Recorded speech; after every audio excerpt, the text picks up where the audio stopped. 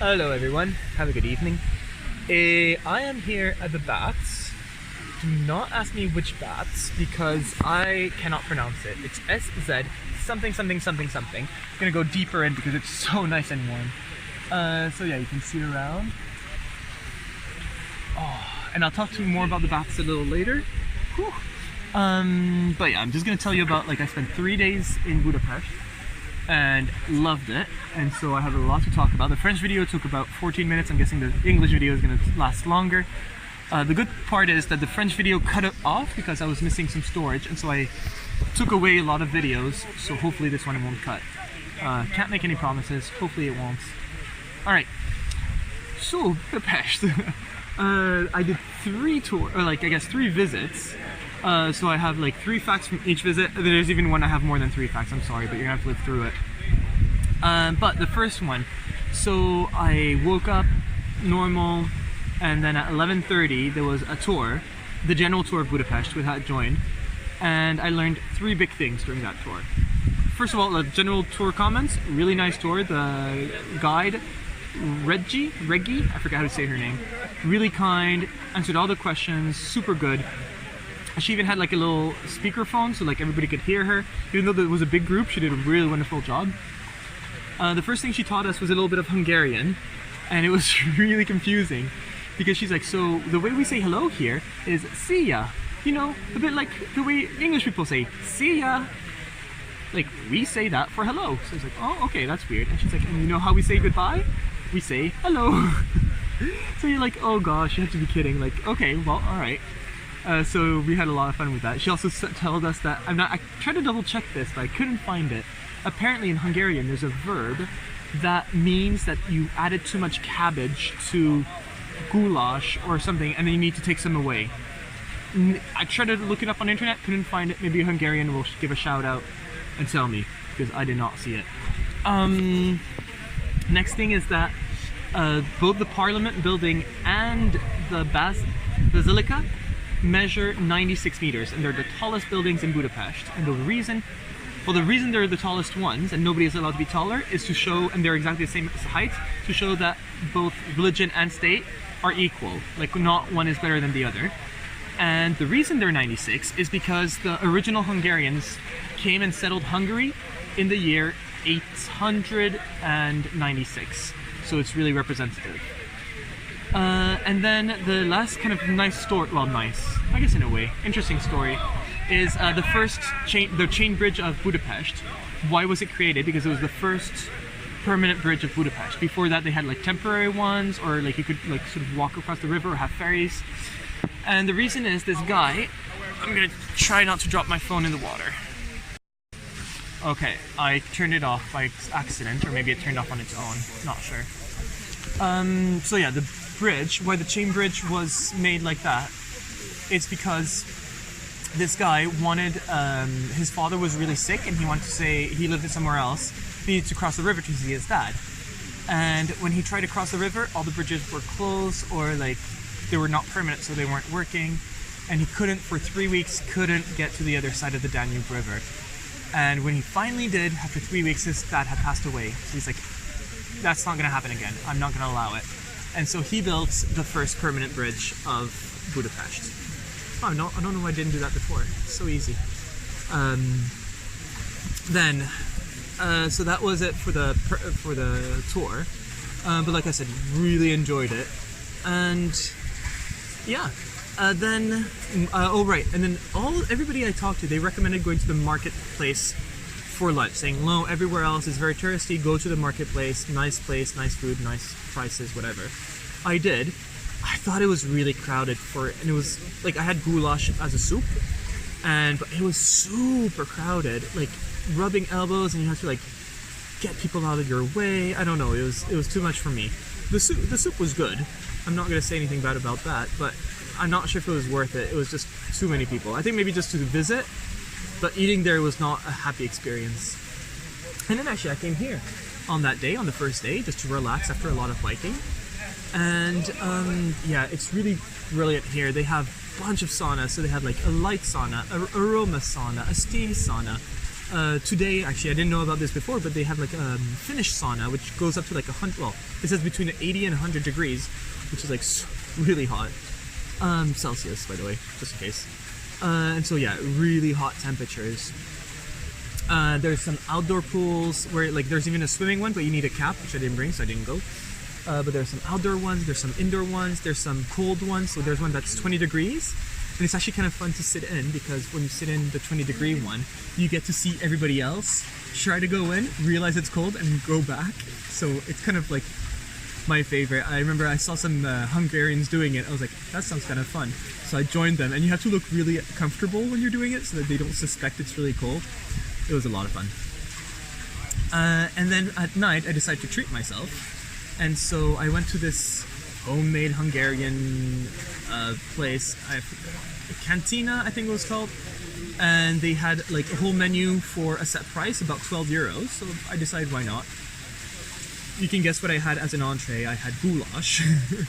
And then, or not as an entree, as a starter. And then as a main dish, I had the paprika chicken, which is really good.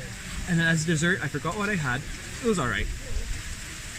And then in the evening time, I just wanted to go to sleep, so that's what I did. This brings us to yesterday. And so yesterday I decided to wake up earlier, just because I had gone to bed so early. I was like, well, I can get up early and beat everybody else. And I went to see the Liberty statue. So it's that lady that holds like a palm leaf in her hands. I learned later on that it was like a communist, like Soviet monument. And so some people really don't like it. And so there used to be a Soviet Guard statue underneath it, but they took that out. But she's still there, and she's like, well, we don't call it the Liberation statue anymore, we just call it the Liberty statue.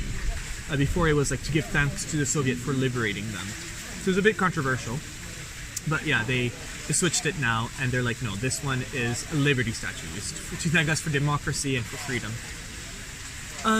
There's some pretty nice views, although the best views were still from the Fisherman's Bastion, which is like closer to the castle.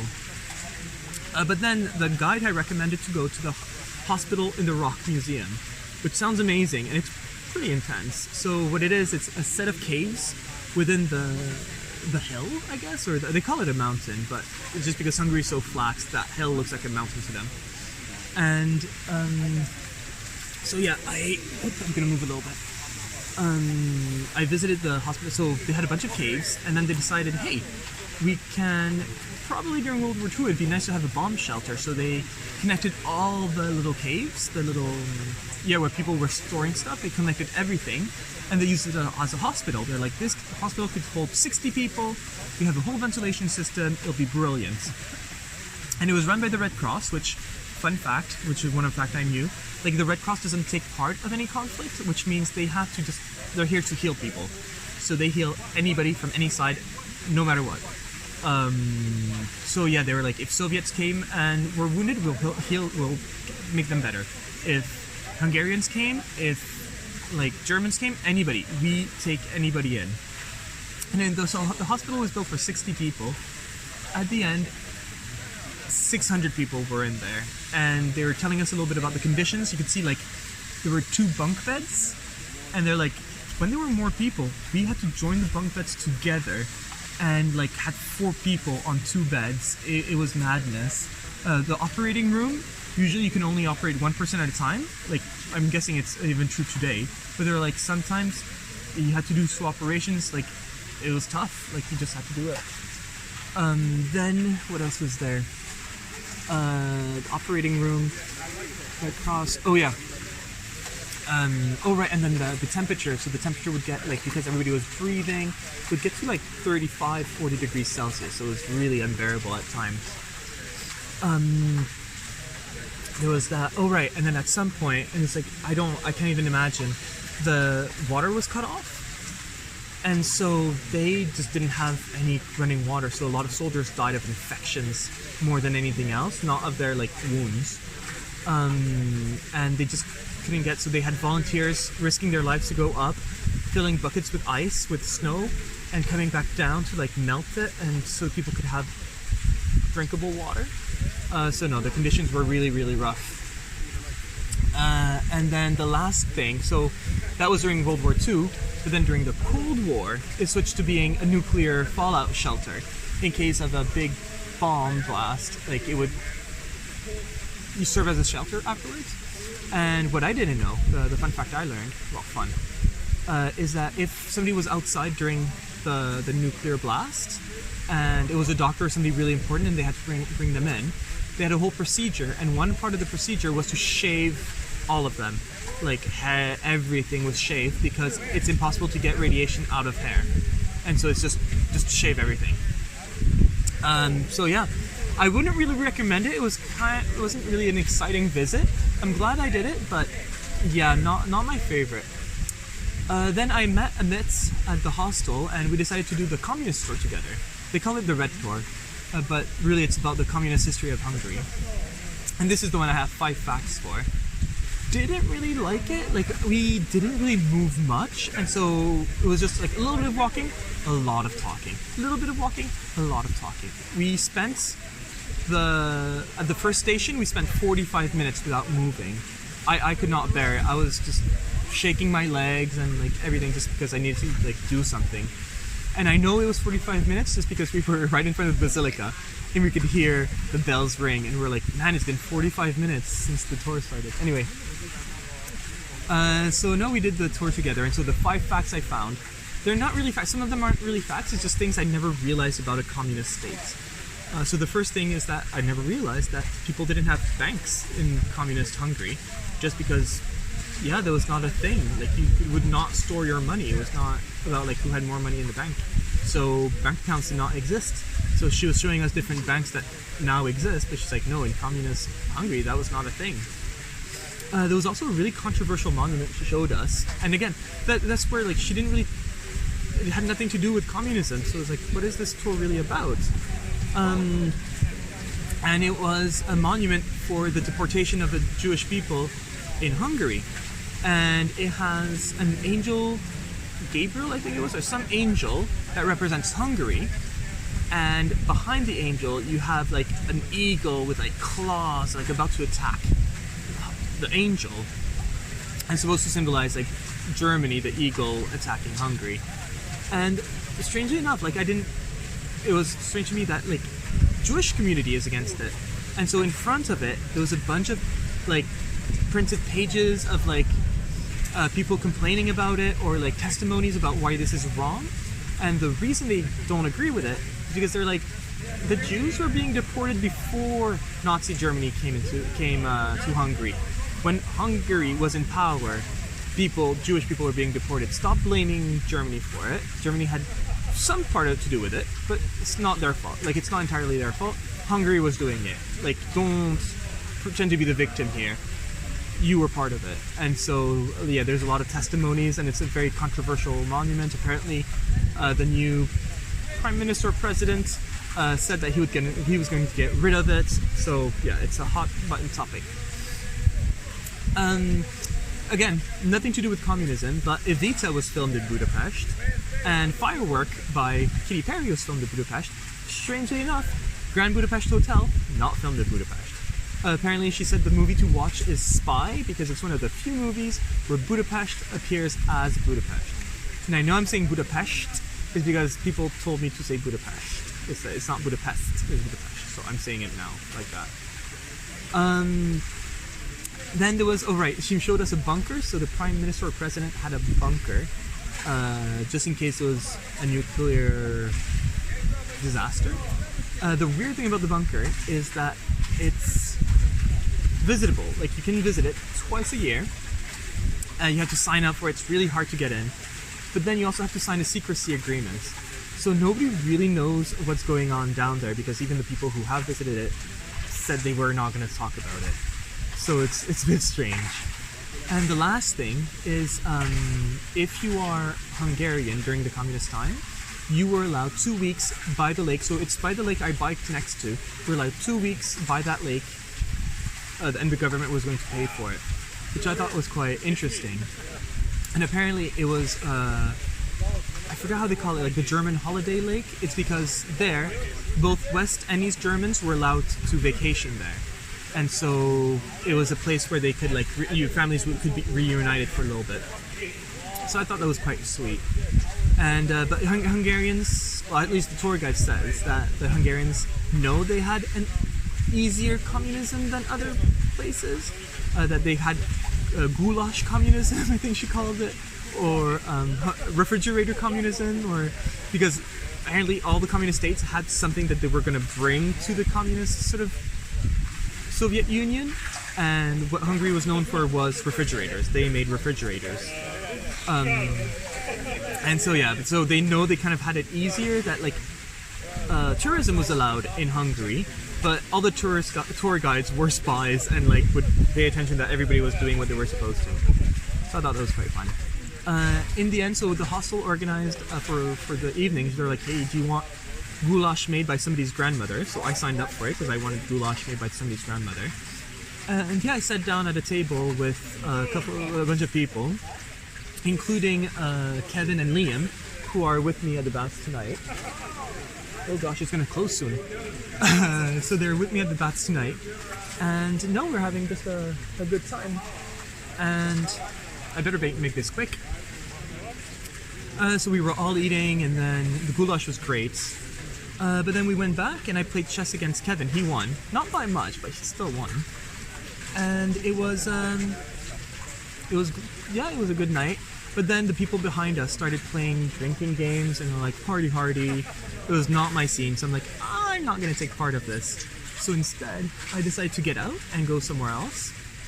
I just go to bed. I was like, you know what, this scene is not for me. I don't want to go out to the bars or anything. I don't want to play drinking games. So I start going out, and then I see these people who are playing cards and drinking tea. And I was like, this is my scene. This is what I'm good at. This is what I could be down for. And then as I sat down, I asked them if I could join, and then as I sat down, they were really nice and said yes. I realized that out of the 4 people there, I knew 3 of them, or I've seen 3 of them, and then it was strange because I knew them from different ways. So the first person, Maddie, I think I'm allowed to say her name, hopefully it's okay. I met her because we both arrived at the same time to the hostel, and so we had to get money from the same bank at the same time. So we got talking that way. Then, I forgot somebody's name. Zoe? No, it's Zoe. Kate? Amy? There is no Amy. Allie? Anyway, other lady who I'm really sorry. I knew her because she was in my general tour, and she knew. Oh, now I'm forgetting all the names. I can't remember the one I knew. So yeah, she knew Australian lady. Oh my gosh, I'm terrible with names. She knew Maddie. She knew Maddie. And then there was Ali, and then Ali I met because she was on my communist tour, and so and she's from Canada, so we had talked a little bit, and so that was kind of fun. And then I had met Kate that night, so I didn't know her before, and so we had a really good time. It was a new card game, which I really like, and it's all about, so you have 4 cards in front of you, but you only know 2 of them, and through the cards that you pick up one at a time, you get to exchange your cards, get rid of your cards, give your cards to others, and you try to get the lowest score. But like, it's not called knock knock, knock win, knock something, and I keep messing it up. Terrible. Oh man, I feel really bad for not remembering the 4th person's name. Anyway, so yeah, we played that, and then the kitchen closed at 11, so we're like, oops, we can't stay here anymore. So we just went to bed. And that was quite fun. And then all I have left is to tell you about today, which is great because I didn't do anything today. I basically wrote postcards all day, so people are going to get postcards, which should be good. Yeah, I just wrote postcards. At noon, I went out to get something to drink. Oh, I visited the Ruin Bar. Ruin Bar. That was kind of nice. I didn't have anything to drink. I didn't feel like it. But then next to it, they had like this market thing where I tried a chimney. Don't ask me how to say it in Hungarian because it's quite complicated. And it's basically like this dough that they put around a cylinder and put the cylinder over charcoal, and it bakes the dough. And then when they take it out, it makes like a little chimney, and it's really good. I had it with walnut. Really enjoyed it. And then I went back, I wrote a couple more postcards, and then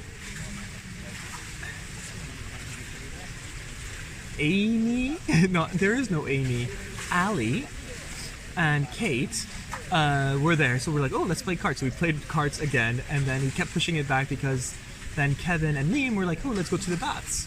And so we are here at the baths, and they're about to close in 15 minutes, so I better finish this quickly. And no, it was fun to talk to all of them and so to hear their stories. So they're both Americans. I talked more to Liam, I guess, just because he is doing. They're both American, living in France at the moment. Kevin is doing law, but then Liam, like, I talked to him more because he's teaching in a school. He's helping to teach in a school English, helping to teach English in a school. I'm gonna get it right at some point, and yeah, so that was pretty cool. And the lycée that was a lot like the lycée I taught in. So it was a professional lycée, so we talked a lot about it. And I guess we were both foreign language teachers. I taught Spanish, she taught English, so it was a lot to talk about. No, I'm gonna head back tonight to the hostel. Probably have a quiet night. Maybe try to play that game again. And I still feel bad for not figuring out the name of that girl. It's gonna bother me, but I hope she forgives me. Maybe she won't see the video. Maybe she hates me already. But that's about it. And I'm gonna try to put the two videos together because I had to cut in the middle, but it's not cutting so far, so I'm really happy. But that's it for Budapest. Really enjoyed my stay here. I would recommend it. And yeah, just gonna leave you with the baths because they're so pretty. That's it. All right. Have a good night.